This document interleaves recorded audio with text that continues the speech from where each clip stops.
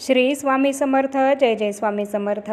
तुम्हा सर्वांचं पुन्हा एकदा अगदी मनापासून आपल्या या नवीन व्हिडिओमध्ये मी स्वागत करते.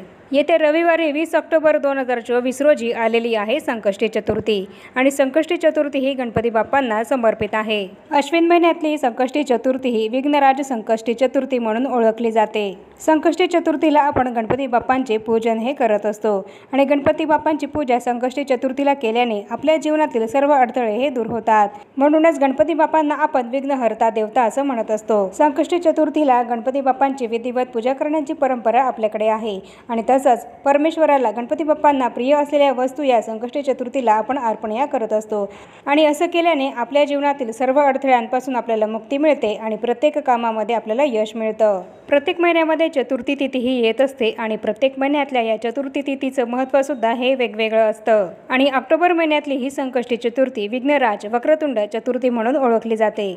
प्रत्येक आई ही आपल्या मुलांच्या कल्याणासाठी, त्यांना उत्तम भविष्य हे मिळावं, त्यांच्या शिक्षणामध्ये, त्यांच्या करिअरमध्ये प्रगती व्हावी यासाठी संकष्टी चतुर्थीचं व्रत हे करत असते. आईने आपल्या मुलांसाठी संकष्टी चतुर्थीचे व्रत केल्याने त्यांना उत्तम आरोग्य हे प्राप्त होतं आणि दीर्घ आयुष्यसुद्धा त्यांना प्राप्त होतं आणि त्यांची प्रत्येक क्षेत्रामध्ये करिअरमध्ये खूप प्रगती होते. 20 ऑक्टोबरला रविवारी संकष्टी चतुर्थी ही सकाळी 6:46 सुरू होईल तर 21 ऑक्टोबरला 4:16 सोमवारी सकाळी ही तिथी संपणार आहे आणि म्हणूनच आपल्याला संकष्टी चतुर्थीचा उपवास हा रविवारीच 20 तारखेला करायचा आहे. गणपती बाप्पा ही विघ्नहर्ता देवता आहे आणि त्याचप्रमाणे बुद्धीची सुद्धा देवता आहे.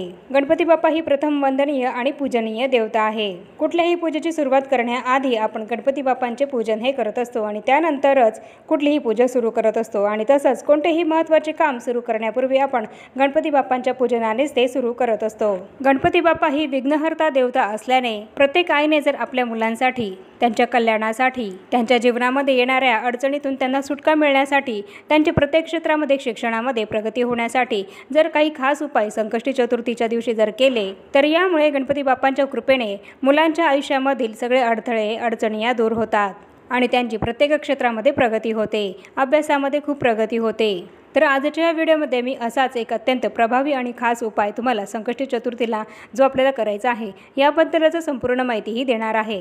त्यामुळे आपल्या मुलांची प्रगती होण्यासाठी हा उपाय आपल्याला कसा करायचा आहे ही संपूर्ण माहिती जाणून घेण्यासाठी हा व्हिडिओ तुम्ही कुठेही स्किप न करता शेवटपर्यंत नक्की बघा आणि त्याप्रमाणे हा उपायसुद्धा नक्की करा. यामुळे तुमच्या मुलांच्या जीवनामध्ये येणाऱ्या सर्व अडचणी या विघ्नहर्ता गणपती बाप्पा दूर करतील आणि त्यांच्या कृपेने त्यांच्या शिक्षणामध्ये, करिअरमध्ये, अभ्यासामध्ये, प्रत्येक क्षेत्रामध्ये भरभरून प्रगती होईल. चला तर मग आजच्या या व्हिडिओला सुरुवात करूया आणि रविवारी हा उपाय आपल्याला कसा करायचा आहे याबद्दल संपूर्ण माहितीही जाणून घेऊया.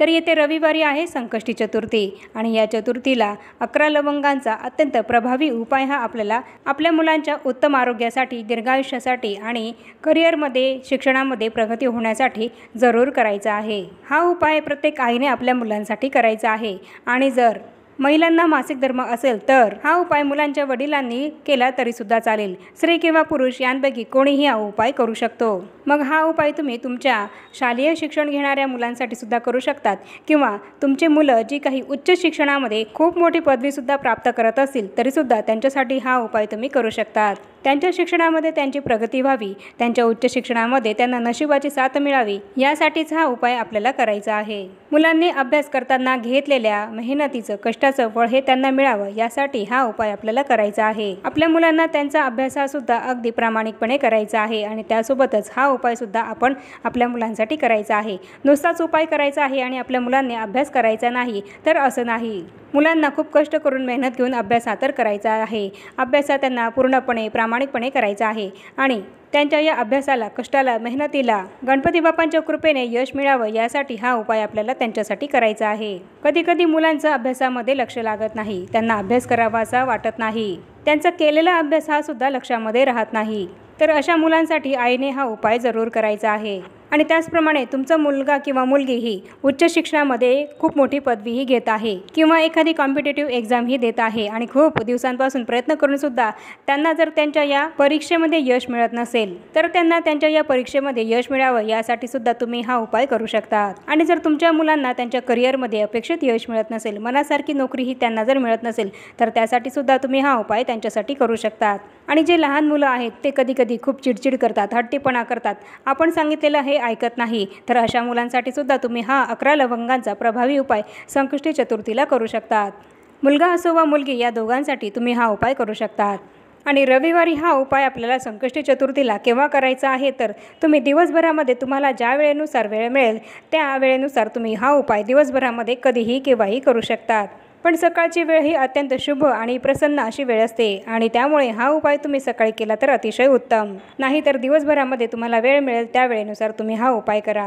आणि हा उपाय करण्यासाठी आपल्याला 11 लवंग या लागणार आहेत आणि या अखंड लवंग आपल्याला घ्यायच्या आहेत, फूल असलेल्याच घ्यायच्या आहेत। कुठेही तुटलेल्या किंवा खंडित झालेल्या किंवा फूल नसलेले लवंग ही आपल्याला या उपायासाठी घ्यायची नाहीये। आणि जर तुम्हाला 2 मुलं असतील तर तुम्हाला दोन्ही मुलांच्या धरून 11-11 प्रत्येकी 11-11 याप्रमाणे 22 लवंगा या घ्यायच्या आहेत। तर रविवारी हा उपाय करण्यासाठी आपल्याला सकाळी लवकर उठायचं आहे आणि स्नान वगैरे आपले आटपायचं आहे। आपल्या मुलांच्या दीर्घ आयुष्यासाठी, त्यांच्या कल्याणासाठी आणि त्यांच्या प्रगतीसाठी ही संकष्टी चतुर्थी अतिशय खास अशी मानली जाते। त्यामुळे आपले स्नान वगैरे आटपून झाल्यानंतर आपल्याला आपल्या नेहमीची नित्याची देवपूजा ही करून घ्यायची आहे। आणि जर तुम्हाला उपवास करणं शक्य असेल तर तुम्ही उपवास हा सुद्धा नक्की करा।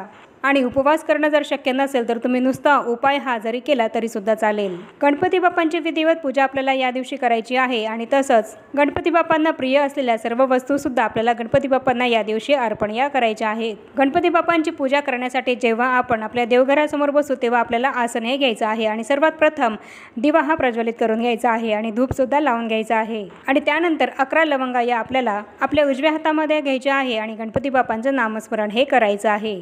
आणि त्यानंतर उजव्या हातामध्ये घेतलेल्या या लवंगा आपल्याला आपल्या उजव्या हातामध्येच ठेवायच्या आहे आणि त्याची मुठी बंद करायची आहे। हाताची मूठ बंद केल्यानंतर आपल्याला गणपती अथर्व शीर्ष हे 11 वेळा पठण करायचं आहे। आणि 11 वेळा गणपती अथर्व शीर्षाचं पठण करून झाल्यानंतर आपल्या उजव्या हातात आपण ज्या लवंगा घेतल्या आहेत तर त्यातली 1 लवंग ही आपल्याला आपल्या मुलांना खायला द्यायची आहे। आणि ज्या काही उरलेल्या 10 लवंगा आहेत तर त्या 10 लवंगा तुम्हाला एका डबीमध्ये भरून किंवा एखाद्या वाटीमध्ये ठेवून त्या झाकून ठेवायच्या आहेत आणि त्या तुमच्या देवघरामध्ये तुम्हाला ठेवायच्या आहेत। आणि दुसऱ्या दिवशी सकाळी लवकर उठून स्नान करायचं आहे आणि त्यानंतर देवांची पूजा ही आपल्याला करून घ्यायची आहे। आणि त्यानंतर डबीमध्ये भरून ठेवलेल्या या लवंगांपैकी 1 लवंग ही आपल्याला पुन्हा आपल्या उजव्या हातामध्ये घ्यायची आहे आणि 1 वेळा गणपती अथर्व शीर्षाचं पठण करायचं आहे। आणि ती लवंग तुम्हाला हातामध्ये धरलेली ती 1 लवंग आपल्या मुलांना आपल्याला खायला द्यायची आहे। तर याप्रमाणे तुम्हाला 11 दिवस या 11 लवंगांचा अत्यंत प्रभावी उपाय हा आपल्या मुलांसाठी करायचा आहे। जर तुमच्या घरामध्ये 2 मुलं असतील तर तुम्हाला या वेगवेगळ्या 11 लवंग या घ्यायच्या आहेत आणि त्या लवंगांवर सेवासुद्धा तुम्हाला प्रत्येकी वेगवेगळी ही करायची आहे। आणि जर ही सेवा करत असताना महिलांना मध्येच जर अडचण आली तर तेवढे ते दिवस तुम्हाला सोडून द्यायचे आहेत आणि पुढचा दिवस पकडून या सेवेला तुम्ही पुन्हा सुरुवात ही करायची आहे।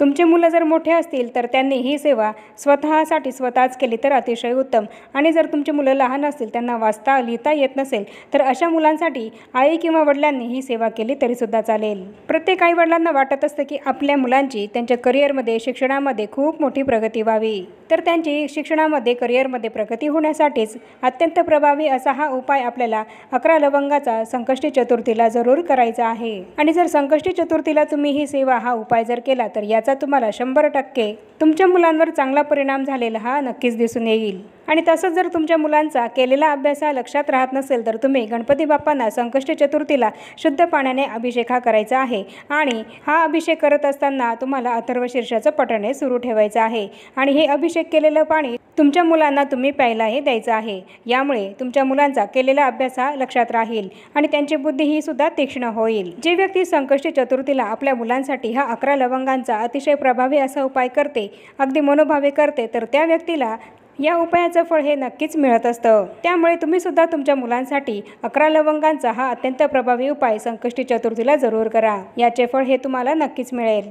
तर याप्रमाणे आजच्या या व्हिडिओमध्ये मी तुम्हाला संपूर्णपणे हीच माहिती दिलेली आहे की संकष्टी चतुर्थीला रविवारी आपल्याला 11 लवंगांचा अतिशय प्रभावी उपाय हा कसा करायचा आहे याबद्दलच संपूर्ण माहिती आपण बघितली आहे।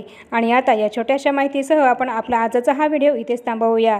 चॅनलवर जर तुम्ही पहिल्यांदाच आला असाल तर चॅनलला जरूर सबस्क्राईब करा आणि या व्हिडिओला जास्तीत जास्त लाईक आणि शेअरसुद्धा जरूर करा। आणि भेटूया पुन्हा अशाच नवीन एका माहितीपूर्ण आणि महत्त्वपूर्ण व्हिडिओसोबत। तोपर्यंत सर्वांना श्री स्वामी समर्थ।